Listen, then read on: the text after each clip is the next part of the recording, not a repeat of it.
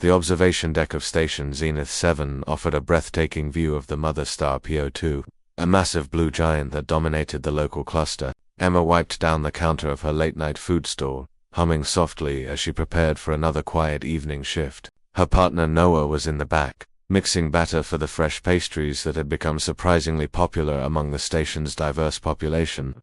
"Emma, we're running low on the cinnamon substitute again," Noah called out, his voice muffled by the sound of the industrial mixer.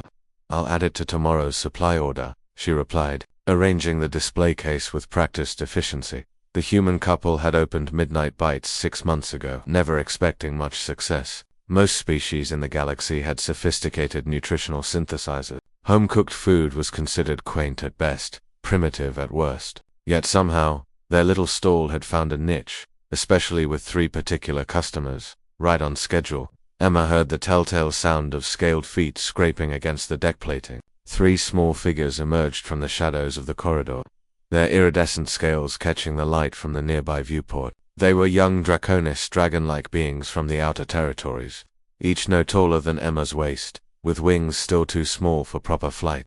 "Miss Emma, Mr. Noah," the smallest one chirped, her tail swishing excitedly. "Evening, Zira," Emma said warmly, already reaching for the special container she'd prepared. "Brought your brothers." The 2 larger hatchlings nodded shyly, their golden eyes wide with anticipation. Emma had learned their names over the weeks: Zira, Kale, and Tormund. They appeared every night around this hour, always hungry, always grateful.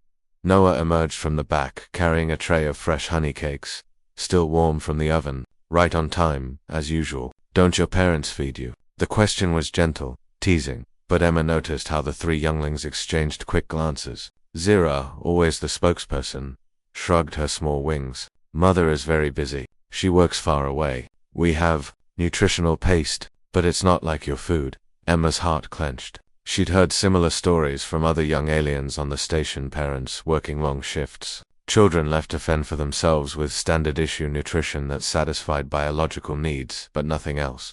"Well, you're always welcome here," Emma said, handing over the container. Inside were her special treats, nutrient-dense pastries with flavors she'd carefully calibrated to Draconis biology. Sweet, but not too sweet. Rich in the minerals their growing scales needed. Noah added a thermos of hot cocoa modified with calcium supplements. "On the house, as always. We can pay," Kale protested, pulling out a credit chip. "Absolutely not," Emma said firmly. "You 3 are our favorite customers. Besides, you help us test new recipes." It was true. The hatchlings had enthusiastically sampled dozens of Emma's experiments, providing feedback with endearing seriousness. Their input had actually helped Emma develop a whole line of universal comfort foods that worked across species. As the 3 younglings settled at their usual table, carefully sharing the treats and passing the thermos between them, Emma felt Noah's hand on her shoulder. "You know we're losing money on this, right?" he murmured, though his smile betrayed his approval.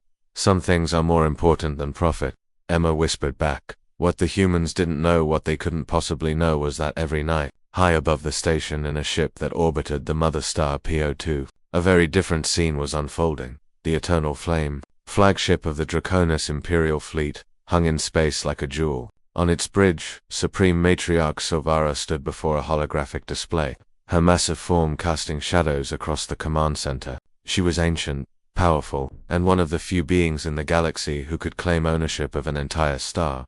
The mother star PO2 wasn't just a celestial body, it was her property, her inheritance, her power source. The energy harvested from that blue giant fueled entire sectors of Draconis civilization.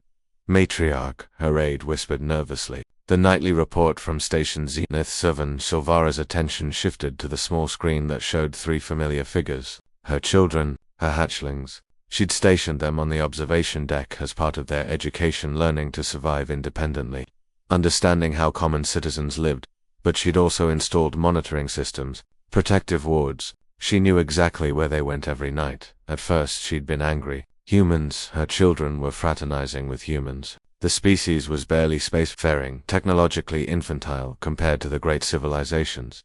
But then she'd watched the recordings, seen the careful way the human female prepared food with her own hands, witnessed the human male's gentle concern, observed how they refused payment, how they asked about the hatchlings' well-being, how they created a space of warmth in the cold steel of the station. Silvara had grown up in palaces, surrounded by servants and automated systems. She had never known such simple, direct care, and she certainly could not provide it now. Her duties were too great, her responsibilities too vast. These humans were giving her children something she couldn't, the experience of being seen, being cared for, being treated not as imperial heirs but simply as younglings who needed nurture. "Shall we intervene, matriarch?" the aide asked carefully. Silvara was quiet for a long moment, watching her smallest daughter laugh at something the human male had said. "No," she said finally, "but increase their business license credits, anonymously, and ensure their supply shipments always arrive on time, fully stocked, as you command, and prepare a commendation," Silvara added,